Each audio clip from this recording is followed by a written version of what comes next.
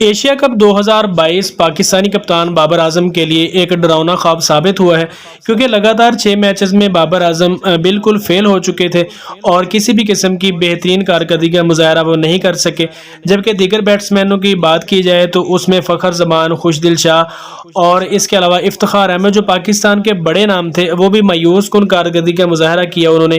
اور اس کا نتیجہ یہ نکلا کہ پاکستان ایشیا کپ کا فائنل رات ہار چکا ہے۔ تفصیلات کے مطابق ایشیا کپ 2022 میں کپتان بابر اعظم بالکل فیل ہو چکے تھے، کیونکہ 6 میچز کی 6 اننگ میں انہوں نے صرف 11 کی اوسط سے 56 رن بنائے، جبکہ دوسری طرف پاکستان کے محمد رضوان جو ہیں انہوں نے انتہائی شاندار بیٹنگ کا مظاہرہ کیا۔ ان پر الزامات تو لگتے رہے کہ رضوان سلو بیٹنگ کر رہے ہیں، لیکن اگر صورتحال کو دیکھا جائے تو اکثر مواقع پر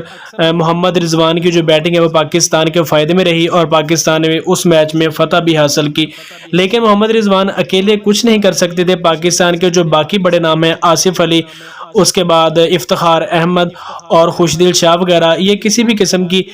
نامی گرامی اپنی اننگ نہیں کھیل سکے اور پاکستان کو شکست کی صورت میں اس کا خمیازہ بھگتنا پڑا۔ لیکن دوسری طرف اگر پاکستان کے بولرز کی بات کی جائے تو ان میں محمد نواز، حارث رؤوف اور شاداب خان نے بڑی ہی زبردست بولنگ کی اور پاکستان کو متعدد مواقع پر فتح سے ہمکنار بھی کروایا۔ ان تینوں بالرز